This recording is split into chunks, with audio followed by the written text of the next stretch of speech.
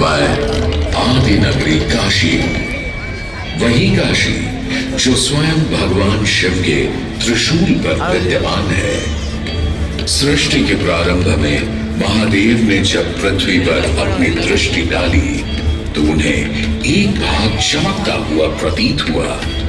उसी भाग को भगवान शिव ने काशी का नाम दिया। कालांतर में गंगा नदी के तट पर बसी इस काशी नगरी में समय समय पर अनेकों घाट विकसित हुए, जहां श्रद्धालु आकर पूजा अर्चना एवं स्नान किया करते थे।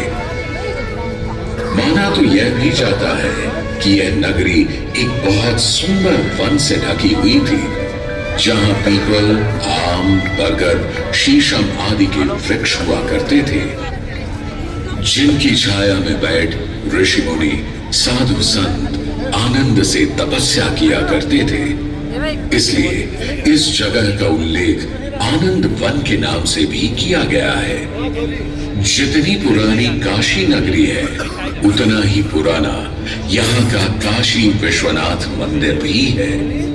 भगवान शिव को विश्वेश्वर, विश्वनाथ आदि नामों से भी संबोधित किया जाता है, जिनका अर्थ है संपूर्ण विश्व के स्वामी। किंवदंतियों की माने तो सृष्टि के आदि में जब भगवान शिव एवं मां पार्वती पृथ्वी का भ्रमण कर रहे थे, उन्हें यह स्थान बहुत प्रिय लगा। तब मां पार्वती को यहाँ कुछ समय रुकने की इच्छा हुई, तो भगवान शिव अपने लिंग रूप में यहीं स्थापित हो गए। तभी से 12 ज्योतिर्लिंगों में इस मंदिर को विश्वेश्वर मंदिर के नाम से भी जाना जाने लगा, जहां भगवान शिव और माता पार्वती सदैव वास करते हैं। सदियों से इस पवित्र नगरी ने अनेक ऋषि मुनियों, तपस्वियों, धर्म गुरुओं आदि को अपनी ओर आकर्षित किया है। आदि शंकराचार्य एवं मंडन मिश्र ने इसी मंदिर के प्रांगण में बहुत समय व्यतीत किया। समय बदला, दौर बदला, भारत के स्वर्णिम काल पर विदेशी आक्रांताओं की नजर पड़ी, जिसे वे लूटने एवं सनातन संस्कृति को नष्ट करने के उद्देश्य से यहाँ आए। जब प्रथम बार गौरी ने आक्रमण किया, तब पृथ्वीराज चौहान ने उसे बुरी तरह पराजित किया था। अंत में उसने क्षमा मांगी और वचन दिया कि ऐसी गलती दोबारा कभी नहीं होगी। अतः पृथ्वीराज चौहान ने उसे छोड़ दिया। संभवतः यह एक दुर्भाग्यपूर्ण निर्णय था, क्योंकि अंततः गौरी ने पृथ्वीराज चौहान को धोखे से हराया। तत्पश्चात उनके साथ बहुत बुरा व्यवहार किया तथा उनकी दोनों आंखें भी निकाल दी।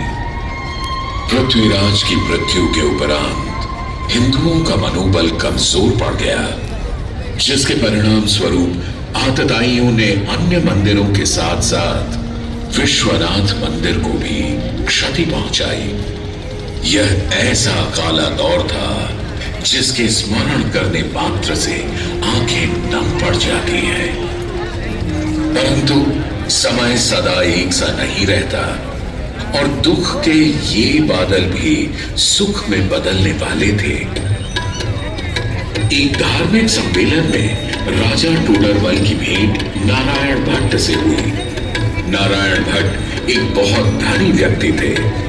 दोनों ही धार्मिक इंसान थे और नित्य प्रति भगवान की पूजा अर्चना करना अपना परम कर्तव्य समझते थे।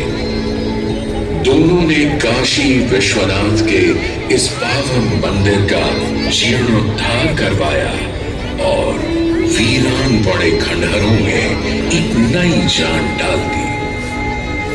16वीं सदी में संत तुलसीदास ने यहाँ रामचरितमानस की चौपाइयों को पढ़ा था तथा संत एकनाथ ने भी यहीं पर वारकरी संप्रदाय का महान ग्रंथ श्री एकनाथी भागवत लिखकर पूरा किया था। लगभग 7वीं शताब्दी के मध्य में मराठा शासक मल्हार राव होलकर ने काशी विश्वनाथ मंदिर के